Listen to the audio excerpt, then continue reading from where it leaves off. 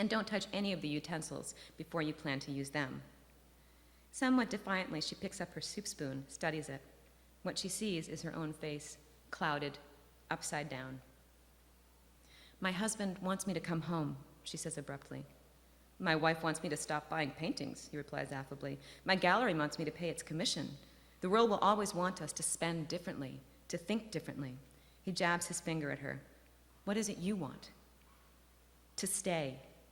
The answer wells up fully, a small part of her soul. "I want to live here, to paint here. I want nothing more, but if the Beaux-Arts won't take me, they'll take you." She stares at him. "How? I didn't pass the entrance examination." "There is more than one entrance to the rabbit's burrow, if you know where to look. Have you heard of the free students? They're alternates, effectively, but if you're disciplined and if you form a good relationship with the maître de session, which is the head of the session in the atelier, you can get every bit of as good an education as any Frenchman." He finishes the bread, wipes his slim fingers on his napkin. "And while I can't get you a scholarship, I can help you to find cheap lodging. You wouldn't need to pay much." "Of course, if it's not what you want—" "Well, no," Yulang forces a smile. It's so much more than I deserve. I would be so grateful." He nods beneficently. "All I'd ask in return is that you keep me in mind if you happen to meet anybody useful." "Useful?" "Oh, critics, important painters. No picture dealers, though. If you ask me, their goal is to squeeze the life from art as we all know it." Scanning the room, his face suddenly brightens. "Allo, Fujita," he shouts at a couple that's just been seated. The darker and more diminutive of the women turns to face them, and it's only then that Yulang sees that it isn't a woman at all. It is rather an Oriental with a severe haircut, owlish glasses, and glittering golden hoops in each ear. He waves back at Zhu Beihong, then turns back to his companion. "Fujita Suguhara," Beihong offers, turning back to face her. "That's Fujita?" The man, Yulang notes, is also wearing lipstick. Expensive lipstick, from the look of it.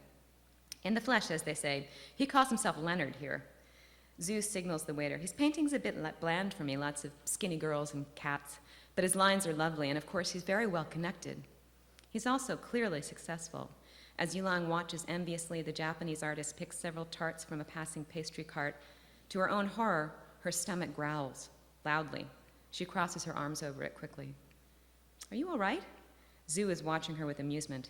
"What? Oh, of course." She fights back a flush. I was thinking about that old saying about not being able to draw a cake and eat it too." He grunts, one of Biwei's favorites. I often heard it in Berlin. "And what did you tell her?" Zhu Beihong pulls his fragile frame slightly straighter. "That if I give up my art, I'll end up eating my dreams. And dead dreams are worse than hunger. They're poison." He holds her gaze for a moment, and then he licks his teaspoon, crunching its last granules of sugar with clear relish. That's the reading. Thank you. Now I'm going to attempt to use PowerPoint for the very first time in my life. I have brought some pictures of Pan Yulang, of some of her mentors, and just sort of general informational pictures as well as her own paintings. It was what do I hit again? Escape? Yeah. Okay. And then this one?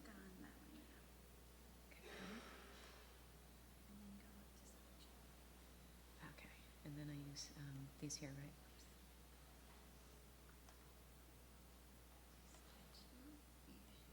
Okay, great. Is this the first one? Yeah. Okay, so that's actually a photo of Pan Yulang. I believe that this was from when she was still in China, although I'm not sure. A lot of these aren't actually dated or not dated accurately. There's another one. That is one of her self-portraits. This is actually the portrait that really started this whole endeavor for me. I was at the Guggenheim Museum with my husband seeing an exhibit on modern Chinese art, and this painting was on the wall, and it just really drew me over because it was so unlike anything else that was in that museum at that time. I mean, there were lots of sort of sketching, inking draws, sort of poetry pieces, and there were some big propaganda posters, but there was nothing like this. And I saw it and I read her short biography and just was blown away. So that's what set everything in motion. That's Pan Jamwa, her husband. It's a sketch that she drew, obviously. I haven't had translated the little poem on the side, but I'm sure it says something nice about him.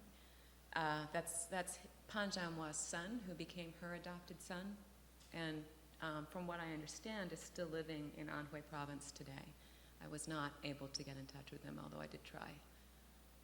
This is a painting that I actually use in the preface of the novel. I sort of used a lot of her paintings to try and get insight into what her character might have been like, and I really loved this one.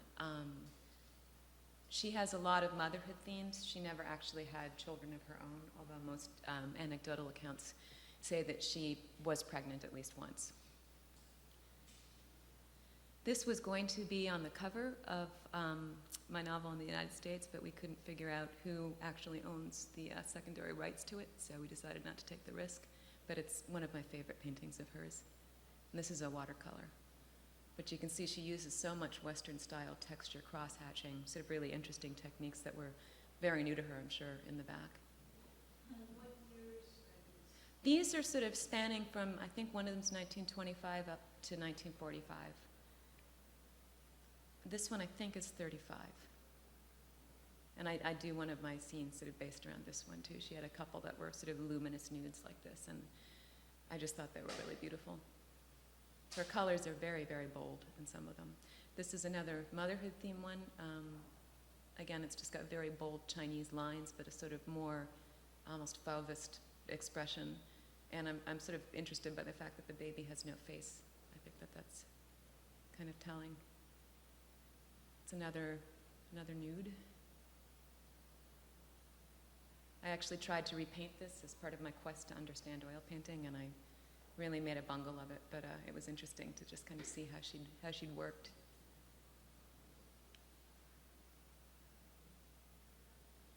Oop, sorry, that shows up twice. That's one of her still lifes. She did a lot of flowers and fruit. This is another fan dance picture.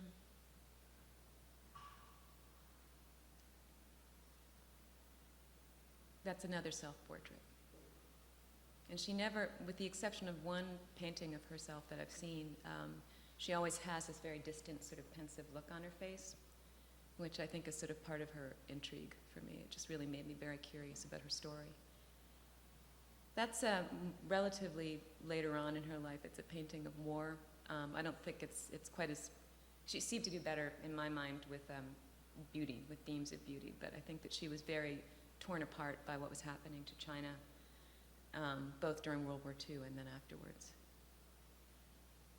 This is a bather's painting, and again, I think that this may have been done in the 30s, but what strikes me about it is that's Matisse's famous bather's painting, and I feel like you can really see, I mean, down to the positions where they're sort of the angle of their heads, the fact that the third character has her back turned, it just strikes me that she's really experimenting with the things that she's seeing around her at this point. Again, this sort of seemed evocative of Matisse to me. Cézanne, thank you. The peaches, right. This is actually one of Liu Haisu's landscapes. I thought it'd be interesting to show that. That's Liu Haisu himself painting in a class at the Shanghai Art Academy, probably in the early 30s. And you can see that there's a nude standing right up there. And there's actually, there were a number of women in the classes, which is also sort of interesting for the times. That's one of Pan Yulang's sort of more traditional, she went through periods where she'd really explore more traditional art forms. And oftentimes these were horses, and that was interesting to me because, well, I had a picture of Zhu Beihong's in there. He was also very well known for his horses. That's the movie that was actually made out of the one source that seems to be around on her life, and it's a very controversial source, but it was a series of articles, sort of fictionalized biographical articles that was written under a pseudonym in a Chinese art magazine in the 1980s. And eventually they were put into a novel in China by the magazine itself. And there were symposiums trying to figure out who the writer might have been. Nobody really ever figured it out. But the story is that they were based on discussions that Pan Yulang had with her daughter-in-law. And then the daughter-in-law supposedly passed these stories along to whoever the writer was. And again, there's been lots of debate as to how authentic it is, but it's the only real source out there that people seem to fall back on. This is one painting of herself that has her smiling, which I think is sort of interesting. This was done later in Paris. I think it might have been even as late as the early 50s, I'm not sure. But, you know, by contrast to all the other sort of somber, sad pictures, she's actually painted herself looking content and obviously pretty relaxed here, so. Yeah, that helps, right? This is in, most of her work now is in the Anhui Provincial Museum in Hefei. Hefei, China, which is in Anhui province in China. That was where she was from originally, and she bequeathed her art to China before she died, and most of it ended up at this museum. This is a relatively new wing in the museum. It wasn't around when I first started researching, and I, again, had written them several times asking them if I could come. I sent a researcher to sort of knock on their door and try to take pictures. At that point, everything was being sort of categorized and cataloged in the basement, and they wouldn't let us near it. So, you know, I don't know whether they're supportive or not of my project, but I'm hoping to get there at some point. And that's the same painting that you saw at the museum being looked at by a modern-day Chinese person. And I think that's it. So. What year was the photograph of the model, the new model, the model class? I would say that was probably in the 1920s. I don't know when it was that women in Western culture were allowed into classes with naked or nude models. Right. Yeah. Certainly, if there were male models, I know. I know that continued for a long time. Yeah. I mean, I think there certainly was an outcry. I think that there are different stories. Some stories say that she was the first woman to get into the Shanghai Art Academy, but again, that's hard to confirm. I'd also heard that there were a couple other female students there when she was there.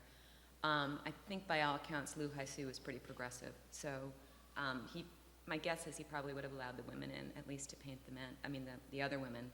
I know that when Yulong went to the Nanjing Central University, she got into some trouble at Shanghai Art Academy. I think she slapped a colleague for calling her a prostitute or something.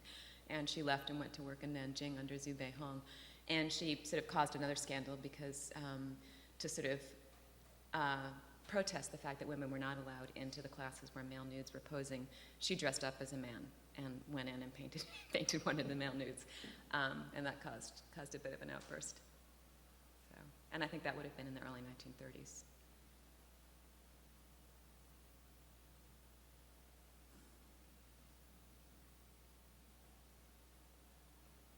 Are there any more questions? This literary form, like fictional biography, excuse me, cold. But are there other writers that you were influenced by? That I was influenced by? Yeah. Sure. I mean, they're trying to think of. You know, the first one that comes to mind, strangely enough, is Dave Eggers, who wrote his second book was called What is the What, and it was based on a narrative story by a Sudanese refugee who he'd actually sat down with and worked with, and all the proceeds are going to help, you know, the victims of the civil war in Sudan. You know, certainly there were others. You know, I think it was more. It wasn't simply biographical fiction. It was also just historical fiction in general that really impressed me. And I've always loved it. I mean, everything from Edith Wharton, you know, on has been, you know, just really interesting to me. So there was one really terrific novel that was recently translated into English by the University of Columbia Press, and I found it really just riveting. It's by a Chinese writer who apparently is very prolific and